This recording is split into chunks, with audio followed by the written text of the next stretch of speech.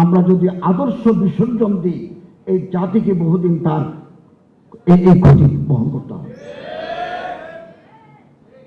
এবং একমাত্র যার কলিজার ভিতরে আল্লাহর ডর আছে, তাকওয়া আছে, এই সমস্ত মানুষদেরকে প্রশাসক বানাতে হবে, এমপি বানাতে হবে, মন্ত্রী বানাতে হবে, স্পিকার বানাতে হবে, তাহলে শরিয়া আইনের পরিপালন সম্ভব। আর কত দাবি জানাবো? পাবলিকের সাথে তো আমাদের সম্পর্ক নাই, কানেক্টিভিটি নাই। যাদের কানেক্টিভিটি আছে মানুষ তাদেরকে ভোট দিয়ে এমপি বানায়, আর যাদের কানেক্টিভিটি নাই তাদেরকে মানুষ সংসদে পাঠায় না। এবং প্রশাসন রাজনীতির সাথে ধর্মের প্রভাব থাকা জরুরি।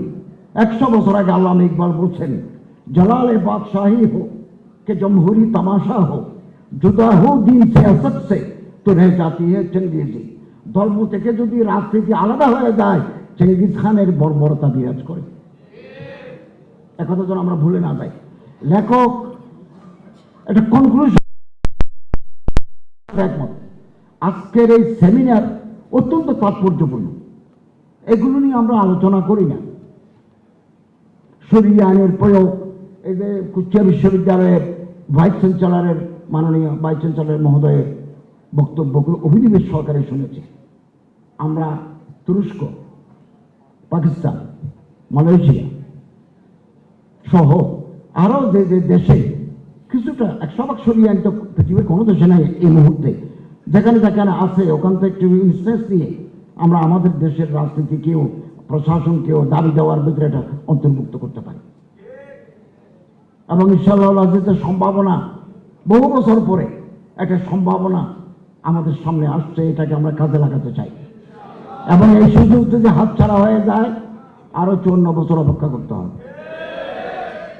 একথা মনে রাখবেন, দমন চালিয়ে, নিপীড়ন চালিয়ে, নিবর্তনমূলক দণ্ডবিধি প্রয়োগ করে ইসলামের যে শাশ্বত আদর্শ, এটাকে কোনোদিন দমন করা যায় না।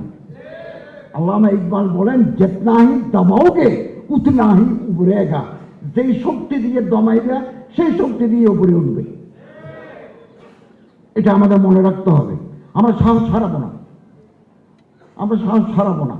আমরা একটা আদর্শিক রাষ্ট্র চাই, যেখানে রাজনীতিবিদ, ক্ষমতাশালী ব্যক্তি, মন্ত্রী, এমপি, ব্যবসায়ী যাতে শো না হয়, দেশকে ভালোবাসেন, এরকম একটা জনগোষ্ঠী আমরা তৈরি করতে চাই।